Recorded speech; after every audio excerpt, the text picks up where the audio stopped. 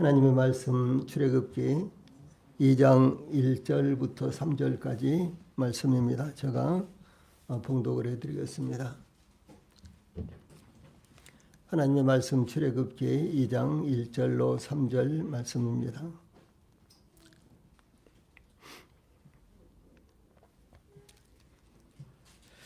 레위 가족 중 한 사람이 가서 레위 여자에게 장가들어 그 여자가 임신하여 아들을 낳으니 그가 잘생긴 것을 보고 3달 동안 그를 숨겼으나 더 숨길 수 없게 되며 그를 위하여 갈대 상자를 가져다가 역청과 나무진을 칠하고 아기를 거기 담아 나일 강가 갈대 사이에 두고 아멘. 3절 말씀까지 봉독을 해드렸습니다.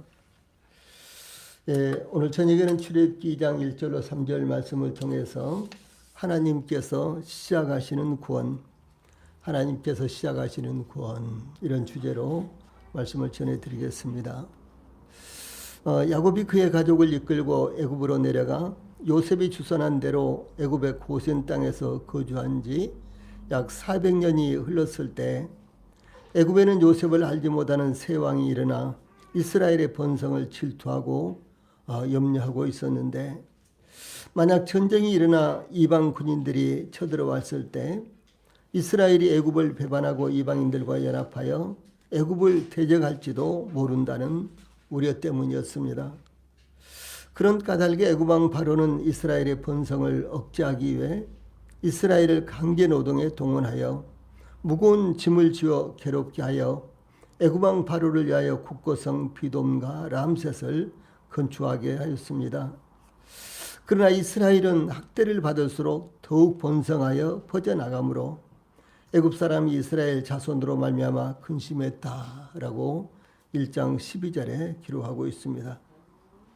애굽 왕 바로는 이스라엘을 강제 노동에 동원하여 이스라엘 백성들의 생활을 괴롭게 하였으나 이스라엘의 번성을 막지 못하자 히브리 산파들에게 명령하여 이스라엘 여인이 남자아이를 낳으면 죽이라고 하였으나 산파들이 하나님을 두려워하여 애굽 왕의 명령을 어기고 남자아이들을 살렸습니다.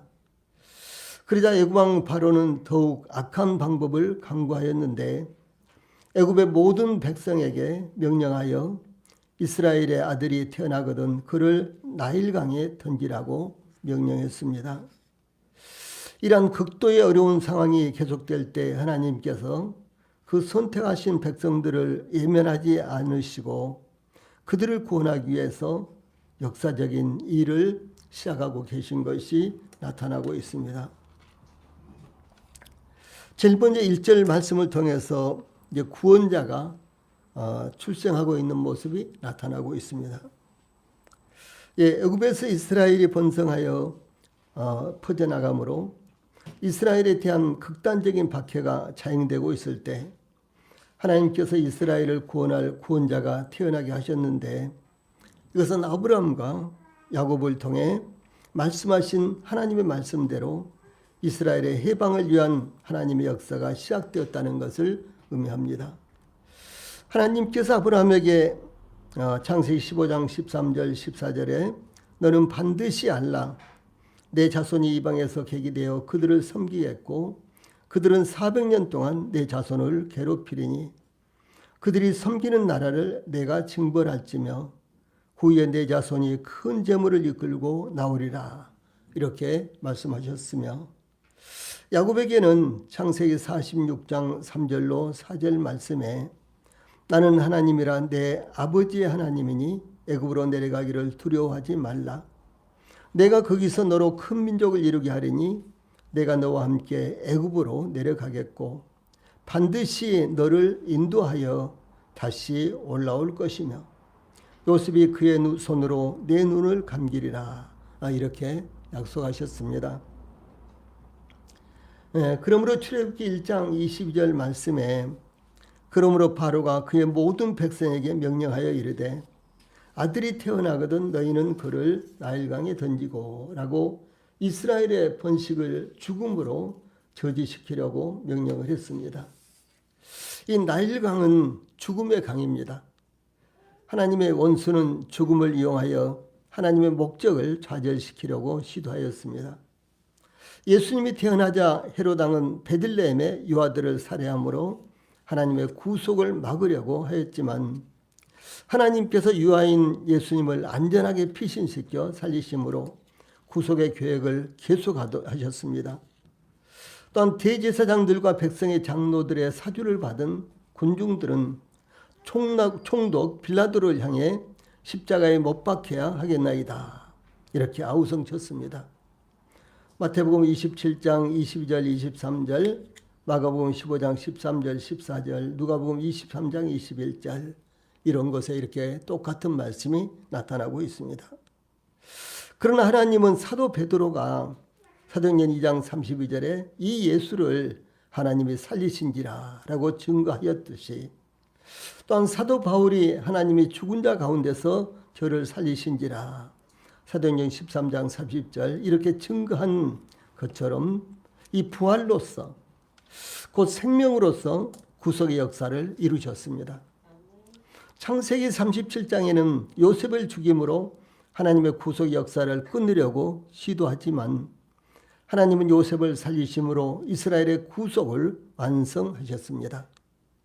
이 동일하게 원수 애굽 왕 바로는 이스라엘을 죽음으로 하나님의 역사를 막으려고 시도했지만 하나님은 그 여자가 임신하여 아들을 낳으니 라고 2절에 이렇게 이 생명의 역사를 시작하셨으며 하나님의 뜻을 이루시기 시작한 것이 나타나고 있습니다. 이와 같이 하나님께서 애굽에서 고통받고 있는 이스라엘을 구원하시기 위해 1절 2절 레위 가족 중 한 사람이 가서 레위 여자에게 장가들어 그 여자가 임신하여 아들을 낳으니 그가 잘생긴 것을 보고 석 달 동안 그를 숨겼으나 라고 위대한 구속의 역사가 이루어지기 시작한 것을 증거하고 있습니다. 레위 가족 중 한 사람이 가서 레위 여자에게 장가들어, 이 말씀은 모세의 가족의 배경을 설명하고 있습니다. 여기 언급된 대로 레위 가족 중 한 사람은 모세의 아버지 레위 지파 고핫의 아들 아므람이라는 사람인데 출애굽기 6장 16절로 18절에 나옵니다. 또 모세의 어머니인 레위 여자는 모세를 낳은 요게벳을 의미하는데 출애굽기 6장 16절로 20절에 나타납니다. 이 야곱의 셋째 아들 레이는 게르손과 고핫과 무라리를 낳았으며 고핫의 아들들은 아므람과 이스알과 헤브론과 우시엘이며 또한 아므람은 그의 아버지의 누이 요게벳을 아내로 맞이하였고 그는 아론과 모세를 낳았으며 라고 출애굽기 6장 16절로 20절까지 이와 같이 모세의 족보가 레이에서부터 시작해서 모세까지 이렇게 나오고 있습니다. 그러므로 모세의 아버지 아므람은 아버지의 누이 즉 고모인 요게벳과 결혼하여 아론과 모세를 낳은 것입니다. 이제 그 당시에 이와 같이 혈육 간의 결혼이 일반적이었고 그리고 이제 부모가 아주 오랫동안 아기들을 낳기 때문에 그 부모가 낳은 자식들이 오히려 부모가 낳은 다른 그 동생들보다도 나이가 훨씬 많은 그런 경우도 다반사였을 것입니다. 제가 어렸을 때에도 제 친구들 중에는 이제 뭐 고모라든가 뭐 삼촌보다도 나이가 더 많은 여 같은 친구들이 있었어요. 그러니까 부모가 자식을 낳기 시작해서 뭐 10명, 뭐 12명 이렇게 계속해서 그 당시만 해도 생긴 대로 어쩔 수 없이 다 낳았잖아요. 그렇게 낳다 보니까 당연히 부모가 낳은 첫 아들이나 둘째, 셋째는 뭐 말할 것도 없지만 뭐 넷째, 다섯째, 여섯째, 일곱째도 부모가 낳은 이와 같은 한 일곱째, 여덟째와 이제 보다도 그다음 그 다음에 이제 아홉째, 열째보다도 더 나이가 이렇게 많은 그러니까 조카가 삼촌이나 고모보다도 나이가 더 많은 그런 이제 일들이 있었죠. 그래서 이제 어렸을 때는 니 나 하면서 이렇게 맘먹다가 차츰 이제 그때만 해도 굉장히 엄했잖아요. 그래서 이제 설이라든가 이럴 때 친척들이 오면은 저거 고모한테 삼촌한테 그렇게 말하면 돼. 말 올려 막 이렇게 하고요. 굉장히 난처했겠죠. 막 그런 일들이 있었어요. 그래서 이 모세의 아버지 아므람은 사실상 이제 그 모세의 고모와 결혼을 했다는 것이죠. 지금 그런 이야기입니다. 그래서 이 모세의 어머니는 사실상 할아버지의 누이 즉 고모 할머니인 것입니다. 이런 현상은 족벌 간의 결혼이 일반적이었으며 결혼 혈통과 신앙을 보호하기 위해서 이방인과의 결혼을 피한 이와 같은 결과였습니다. 그래서 1절에 레위 가족 중 한 사람이 가서 레위 여자에게 장가들어, 여기에서 가서는 데려오다라는 그런 말입니다. 그런데 가서라고 이렇게 되어 있죠. 그래서 신부가 결혼으로 인하여 본가를 떠나 신랑 집으로 갈 때에는 신랑이 직접 신부 집으로 가서 데려오는 것이 일반적이었습니다. 요즘은 뭐 결혼식장에서 이렇게 결혼하고 뭐 신혼여행 가고 뭐 그러기 때문에 그런 이제 사례를 볼 수가 없습니다만은 과거에는 신랑이 신부 집에 가서 결혼식을 올리고 하룻밤 자고 그 다음날 신랑이 신부를 데리고 자기 집으로 이렇게 오는 이제 이와 같은 것이 일반적으로 결혼이었죠. 결혼식이었죠. 그와 같은 것이었습니다.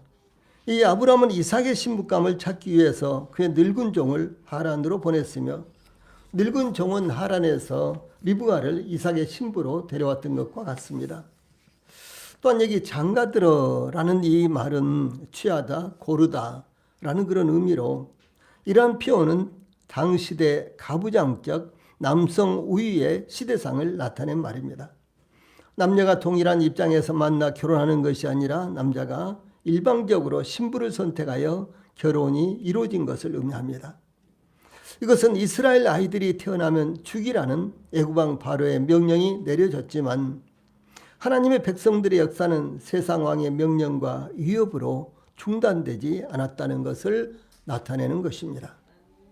즉 레위 가족 중 한 사람이 가서 레위 여자에게 장가들어, 이 말씀은 하나님의 역사가 시작되고 있다는 것을 의미합니다. 다시 말해서 하나님의 이 구원의 역사가 시작되고 있다는 것을 의미합니다. 그러므로 세상을 두려워하여 하나님의 뜻을 행하지 못하는 일이 일어나서는 안 된다라는 것을 교훈으로 저희들에게 말씀하는 것입니다. 2절에는 잘생긴 아이가 태어난 이와 같은 모습을 기록하고 있습니다. 아므람이 요게벳을 아내로 맞이하여 결혼하므로 그 여자가 임신하여 아들을 낳으니, 이 말씀은 요게벳이 임신하여 아므람의 아들을 낳았다는 것을 의미합니다. 특히 이와 같은 표현은 아므람과 요게벳이 마치 첫 아들을 낳은 것처럼 표현되었지만 이미 이 부부 사이에는 누이 미리암과 아론이 있었기 때문에 모세는 셋째로 태어난 것입니다. 출애굽기 7장 7절에 그 내용이 나옵니다. 그러나 이와 같이 첫째를 낳은 것처럼 표현된 것은 본서에서 출애굽기에서 차지하는 모세의 중요성을 강조하기 위해서 모세의 출생을 최초로 언급한 것으로 보입니다. 또한 모세가 태어날 때에 애굽왕 바로가 이스라엘의 팽창을 막기 위한 폭정이 극에 달한 상황이었다는 것도 이렇게 표현하고 있습니다. 아들을 낳으니, 이 말씀은 모세가 태어난 것으로 그 출생 연도는 BC 1526년경입니다. BC 1446년이 이스라엘이 애굽에서 탈출한 때이기 때문에 그때 모세의 나이가 80세였습니다. 한편 모세가 출생하던 당시 애굽의 바로는 애굽 18왕조의 첫 왕인 아모세의 손자인 투투모스 1세라는 이와 같은 왕으로서 아주 굉장히 악한 왕이었습니다. 그가 이스라엘 신생아 학살의 주역이었던 것입니다. 모세를 낳은 부모는 모세가 잘생긴 아이라는 것을 알았습니다. 그 부모가 모세에 대해 그가 잘생긴 것을 보고 라고 평가한 것은 외형적 아름다움 뿐만 아니라 내적 순결함까지 내포한 말입니다. 그 아이가 준수한 아이인 것, 즉 범상치 않은 것을 보았다는 것입니다. 출애굽을 위해 하나님께서 예비하신 모세의 탁월함이 모세가 태어날 때부터 드러났던 것을 의미합니다. 이와 같이 성도들은 하나님께서 역사하시는 것을 볼 수 있는 안목을 가져야 하는 것입니다.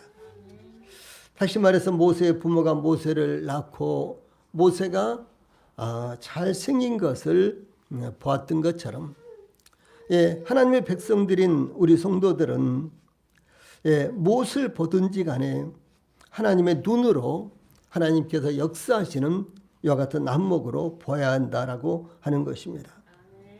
세상은 외형적인 것으로 모든 것을 판단합니다. 그러나 성도들은 무엇을 보든지 특히 하나님께서 역사하시는 영적인 것을 보면서 그 의미를 발견하는 것은 대단히 중요한 것입니다. 히브리서는 모세의 출생에 대해 믿음으로 모세가 낳았을 때 그 부모가 아름다운 아이임을 보고 석 달 동안 숨겨 왕의 명령을 무서워 아니하였으며 라고 히브리서 11장 23절에 증가하고 있습니다. 그러므로 잘생긴 아이는 곧 아름다운 아이였다는 것입니다. 여기 믿음으로 모세가 낳았을 때에는 모세의 부모의 믿음을 의미합니다. 모세의 부모인 아므람과 요게벳은 애굽왕 바로의 명령을 무서워하지 않았습니다. 이와 같이 믿음으로 아이를 낳은 모세의 부모와 같이 모세는 잘생긴 즉 아름다운 아이였습니다. 우리 성도들에게 있어서 우리 주님 안에 있는 우리 성도들이 결혼해서 결혼하는 것도 아름다운 것이죠. 자녀를 낳는 것도 아름답고 귀한 자녀를 낳는 것입니다. 이 성경은 스데반을 통해서 좀 더 정확하게 증거하고 있는데 이 스데반은 공의를 향하여 사도행전 7장 20절에서 그때 모세가 낳는데 하나님 보시기에 아름다운지라 그의 아버지의 집에서 석 달 동안 길리더니 라고 이렇게 증거하고 있습니다. 그래서 이 스데반은 이 모세가 태어났는데 하나님 보시기에 아름다운지라 이렇게요. 모세의 부모가 아니라 하나님께서 보시기에 아름다운 아이였다는 것을 증거하고 있습니다. 그러므로 하나님 보시기에 아름다운 것을 모세의 부모는 아름답게 보았다라고 하는 것입니다. 그래서 모세의 부모는 하나님께서 보시는 눈을 갖고 있었다라는 사실을 의미하는 것입니다. 이와 같이 하나님께서 보시는 대로 보고 하나님께서 평가하는 대로 평가하는 것이 바로 믿음인 것입니다. 그리고 그것이 바로 저희들의 삶이 되어야 되고 저희들의 분별이 되어야 된다라는 것을 말씀하는 것입니다. 또한 여기 2절에 그 여자가 임신하여 아들을 낳으니 그가 잘생긴 것을 보고 석 달 동안 그를 숨겼으나 이것은 모세의 부모가 애굽왕 바로의 명령 즉 아들이면 나일강에 던지라는 명령을 무수하지 않고 아이를 숨겨 석 달 동안 길렀다는 것입니다. 애굽왕 바로의 명령은 아들이 태어나거든 그를 즉시 나일강에 던지라는 것이었습니다. 그러나 모세의 부모는 모세가 태어났을 때 왕의 명령을 따라 모세를 나일강에 던지는 대신 석 달 동안 숨겨 길렀습니다. 그 이유가 무엇이었을까요? 그것은 아들을 낳는다는 것이 알려진다면 모세는 틀림없이 나일강에 던져질 것이기 때문에 숨겨서 길렀던 것입니다. 그러므로 모세가 태어났을 때 모세의 부모가 석 달 동안 모세를 숨겨 길렀던 것은 왕의 명령을 무수하지 않는 믿음이었으며 모세를 살리기 위한 유일한 방법이었습니다. 혹시 모세를 드러내지 않고 숨겼다는 것은 믿음이 없는 겁쟁이의 모습이 아닌가 하고 생각할 수 있습니다. 또한 모세의 부모가 아기에 대한 사랑과 아기의 아름다움을 보고 나일강에 던질 수 없었기 때문에 왕에게 내어주어 죽일 수 없었던 모성애 때문이라고 할 수 있을 것입니다. 모세의 부모가 아들을 낳았다는 것을 알리지 않고 숨겼다는 것은 모세를 살리기 위한 유일한 방법이었으며, 그것은 모성애나 악에 대한 애착보다는 믿음에서 나온 행동이었다는 것을 성경은 증거하고 있는 것입니다. 그러므로 우리 성도들이 복음을 증거하며 구원받지 못한 사람들을 불쌍히 여기며 사랑하는 것이 가족이나 세상에 대한 연민이 아니라 믿음에서 나온 것이어야 한다라는 이런 교훈을 저희들에게 하고 있습니다. 뿐만 아니라 우리 성도들이 자녀들을 그리스도 안에서 양육해야 되는 것은 자녀이기 때문에 당연히 그러겠죠. 사랑하기 때문에 당연히 그렇죠. 그러나 믿음으로 그렇게 해야 된다. 믿음 안에서, 무슨 말씀입니까? 그리스도 안에서 그렇게 해야 된다라는 이와 같은 이 교훈을 저희들에게 하고 있는 것입니다. 다음에 3절에서는 나일강에 띄어지는 구원자의 모습이 나타나고 있습니다. 모세의 부모는 모세를 낳고 애굽 왕의 명령대로 나일강에 던지지 않고 석 달 동안 그를 숨겼으나 더 이상 숨길 수만은 없었습니다. 만약 아기를 숨겨 기르고 있다는 것이 알려진다면 아기는 물론 그들도 심각한 처벌을 받게 될 것입니다. 그러므로 모세의 부모는 모세가 태어났을 때 석 달을 숨겨 길렀는데 더 이상 숨겨 기를 수만은 없게 되었습니다. 아기의 울음소리도 커졌으며 활동 반경도 넓어지므로 계속 숨겨 기르는 것은 어렵게 되었던 것입니다. 모세의 부모는 모세를 죽이지 않고 살릴 수 있는 방법이 무엇인지 수많은 경우를 예상해 보면서 고민했을 것입니다. 산으로, 광야로 데리고 가서 숨을까? 국외로, 애국으로 가서 애국으로 탈출할까? 그러나 그들이 최종적으로 실행한 것은 3절에 더 숨길 수 없게 되매 그를 위하여 갈대 상자를 가져다가 엽청과 나무진을 칠하고 아기를 거기 담아 나일강과 갈대 사이에 두고라고 나일강에 아기 모세를 띄워 보내는 길을 선택한 것입니다. 이 갈대 상자는 나일강변에서 흔한 갈대인 이 파피루스로 만든 상자를 의미합니다. 이 갈대는 물을 대량으로 흡수하며 성장 속도가 매우 빠른 것으로 대략 3m 내지 4m까지 성장하는데 종이나 펄프나 배를 만드는 데 사용되었습니다. 이 상자는 유일하게 노아의 방주와 같은 단어입니다. 창세기 6장 14절에 보면 너는 방주를 짓되 이런 말씀이 나오죠. 그 방주와 이 갈대 상자할 때 상자, 이것이 히브리어로 같은 단어입니다. 이 갈대 상자는 모세를 구원하였으며 방주는 노아의 일가족을 구원했습니다. 그러므로 갈대 상자도 그리고 방주도 똑같이 이 구원을 상징하고 있는 것입니다.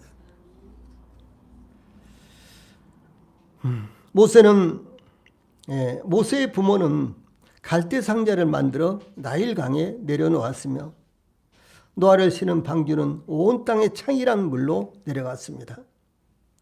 그러므로 갈대 상자는 모세를 살리기 위해 나일강으로 내려갔으며 방주는 우리를 위하여 죽음으로 내려가신 그리스도를 의미하고 있습니다. 이 하나님의 공의에 의하면 죄는 반드시 그 삭시 지불되어져야만 하기 때문에 흠없으신 하나님의 아들이 즉 베드로전서 3장 18절 말씀대로 그리스도께서도 단번에 죄를 위하여 죽으사 의인으로서 불의한 자를 대신하셨으니 이는 우리를 하나님 앞으로 인도하려 하심이라 이렇게 증거하고 있습니다. 이 성경에서는 아크, ARK, 영어로 상자죠. 이 아크로 표현되는 세 가지의 상자가 나옵니다. 그것들은 모두 다 안전한 피난처였습니다. 그 첫째는 노아의 방주, 둘째는 모세를 실은 갈대 상자, 셋째는 언약궤입니다. 그런데 이 세 가지 상자가 모두 다 영어로서는 아크입니다. 그런데 이 세 가지의 상자는 모두 구원과 관련이 있습니다. 노아의 방주는 그 안에 있는 노아의 일가족을 하나님의 진노의 홍수로부터 안전하게 지켜주었습니다. 구원해 주었습니다. 이 갈대 상자는 아기 모세를 사탄의 모형이었던 애굽왕 바로의 극악한 계획으로부터 지켜주었습니다. 그리고 언약궤는 하나님의 거룩한 율법이 새겨진 두 돌판을 감춰주었습니다. 그래서 은혜 안에 있는 이제 하나님의 백성들은 이 돌판에 기록된 하나님의 율법으로 말미암아 구원받는 것이 아니라 그것이 예수 그리스도의 피로 말미암아 감춰졌을 때 비로소 구원을 받는 것입니다. 죄의 심판으로부터 우리를 살리기 위한 것입니다. 이 세 가지는 각각 신자가 하나님의 진노, 방주와 사탄의 공격, 갈대 상자와 율법의 정죄, 언약궤로부터 가려지는 것을 나타냅니다. 노아의 방주는 홍수의 심판으로부터 구원하는 역할이었으며 모세를 태운 갈대 상자는 하나님의 백성들의 구속을 저지하려는 애굽왕 바로의 의도를 피하는 것이며 언약궤는 정죄로부터 우리를 살리기 위한 것입니다. 이 세 가지 상자는 한결같이 예수 그리스도를 의미하며 상징합니다.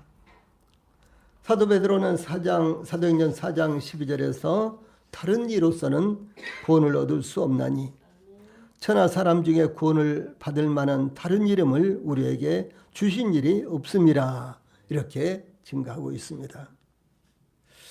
모세의 부모는 모세를 더 이상 숨길 수 없게 되자 갈대 상자를 가져다가 역청과 나무진을 칠하고 3절 이렇게 갈대 상자에 역청과 나무진을 칠하여 물이 스며들지 않도록 안전하게 방수 처리를 했습니다. 이 역청은 뭐 먹는 이런 청이 아니에요. 이것은 그 아스팔트와 유사한 검은색의 끈적이는 물질로 석유가 증발되어 산화하거나 원유 정제 과정의 부산물이나 석탄 타르 등에서 얻어지는 물질로 방수나 포장재 등 다양한 용도로 사용이 됩니다. 이 고대에서는 사해 등지에서 채취되기도 했는데 그러므로 사해를 역청의 바다라고 부르기도 합니다. 사해 근처에 창세기 14장 10절에 시딤 골짜기에는 역청 구더기가 많은지라 소돔왕과 고모라 왕이 달아날 때 그들이 거기 빠지고 이런 말씀이 나오는데 그 실상을 증가하고 있는 것입니다. 노아의 방주에는 이 방수를 위해서 역청이 사용되었는데 하나님께서 노아에게 창세기 6장 14절에 너는 고페르 나무로 너를 위하여 방주를 만들되 그 번역에는 잣나무로 그랬죠. 근데 그 번역이 너무 좀 정확하지를 않아가지고 새 번역에는 그냥 고페르 나무 히브리어 그대로 사용해서 고페르 나무라고 이렇게 했습니다. 근데 아무튼 이 나무는 뭐 잣나무와 비슷한 나무 이렇게 생각을 하시면 되겠죠. 그래서 너는 고페르 나무로 너를 위하여 방주를 만들되 그 안에 칸들을 막고 그 다음에 중요한 것이요. 역청을 그 안팎에 칠하라 이렇게 지시를 하셨습니다. 창세기 6장 14절 말씀입니다. 이 역청은 히브리어 코페르인데 영어로는 피치라는 말입니다. 그리고 또 타르 혹은 타르 앤 피치 뭐 이렇게도 번역이 됐습니다. 그래서 그 다음에 또 칠하라라는 이 말은요 히브리어로 카파르로서 덮다 감추다라는 어근에서 나온 단어인데 이 단어가 바로 대속하다 화해하다 정하다라는 의미로 여기에서 대속물, 속량물을 의미하는 코페르라는 말이 나왔습니다. 그래서 이 단어는 죄를 덮다, 속죄함으로 신을 진정시키다 이런 말을 의미합니다. 예, 그러므로 방주를 짓고 그리고 그 방수를 위해서 역청으로 칠하다, 역청으로 덮으다, 바로 이제 이런 이제 의미고요. 그리고 또 이제 이 모세를 실은 이 갈대 상자는 이제 또 역청으로 이 역청과 나무진으로 물이 스며들지 않게 방수를 하기 위해서 이렇게 이제 안전하게 방수를 하는 이와 같은 모습이 나타나고 있습니다.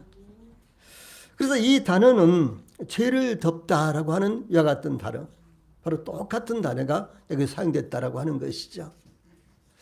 바로 주 예수님께서 이 주 예수님을 상징하는 방주와 그리고 이 갈대 상자는 이와 같이 이제 역청을 사용해서 이 방수가 되도록 칠한 것입니다.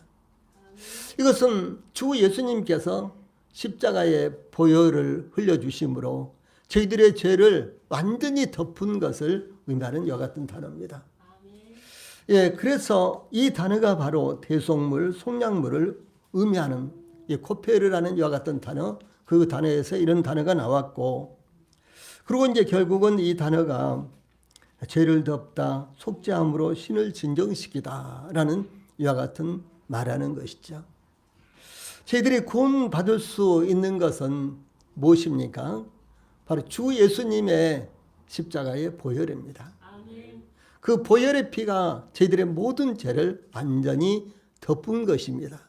예. 그 보혈의 피가 저희들의 모든 죄를 완전히 덮음으로 말미암아 하나님께서 보실 때 저희들을 보신 것이 아니라 바로 그 피를 보신다라고 하는 사실입니다. 예, 유월절, 이제 최초의 유월절, 애굽에서의 최초의 유월절 때 어린 양을 잡아서 그 피를 이제 문 임방과 문 설주에 이렇게 바르라 이렇게 말씀하셨죠. 그리고 이제 그 집 안에 들어가서 이제 그 어린 양의 고기를 불에 구워서 먹으면서 이제 하나님께서 출발하시는 이와 같은 신호를 기다리다가 하나님께서 출발하면 모두 다 애굽에서 나와라 이렇게 이제 지시를 하죠. 예, 그럴 때 이제 그 밤에 재앙을 가진 천사가 애굽의 모든 집들을 다 방문합니다. 이스라엘 사람들이 거주하는 집도 방문하고 애굽 사람들이 거주하는 집도 방문하고 애굽 왕 바로의 집도 방문하고 애굽 왕 관리들의 집도 방문하고 그런가 하면 노예들의 집도 다 방문합니다. 그런데 이제 무엇을 보느냐? 애굽의 모든 집을 찾아가서 보는데 그 집에 피가 뿌려져 있는가? 피가 발라져 있는가? 피가 발라져 있지 않는가? 그것을 보는 것입니다. 사실은 그 집에 이스라엘 백성들이 살고 있느냐? 아니면 애굽 사람들이 살고 있느냐? 아니면 어떠한 형편에 있는 사람들이 살고 있느냐? 전혀 이것은 상관이 없었습니다. 예, 문설주와 임방에 피를 발랐느냐, 바르지 않았느냐, 그것을 보는 것입니다. 이와 마찬가지로 구원은 저희들이 착하게 살았건, 인격적으로 살았건, 많이 배웠건, 배우지 못했건, 권세가 있건 없건, 가진 것이 있건 없건 간에 그것을 보는 것이 아니라 주 예수 그리스도의 피로 저희들의 죄가 가려져 있다는 사실을 우리가 받아들이냐의 여부에 따라서 우리의 구원의 문제가 결정되는 것입니다. 이것이 얼마나 놀라운 일입니까? 이 노아의 방주는 역청으로 그 앞밖을 칠함으로 완전한 방수가 이루어졌기 때문에 전혀 물이 새에 들어오지 않았으며 안전했습니다.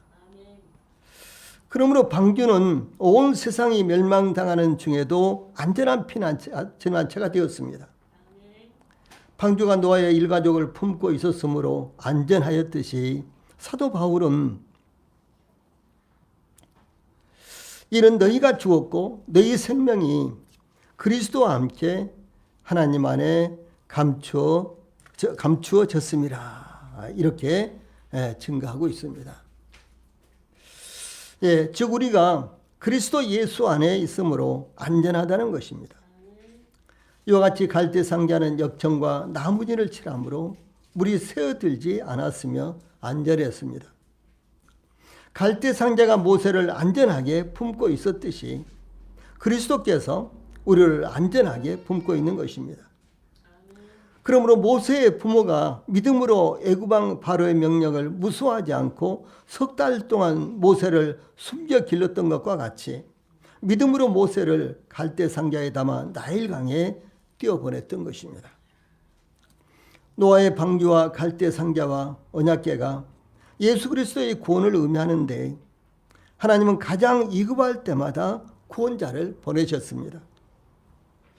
애굽에서 고통받는 이스라엘을 구원하시기 위해서 모세를 태어나게 하신 하나님께서 우리의 영원한 구원자로 예수 그리스도를 보내신 것입니다. 그러므로 어떤 상황에서도 우리의 구원자이신 하나님과 예수 그리스도를 의지해야 되는 것입니다. 기도하시겠습니다.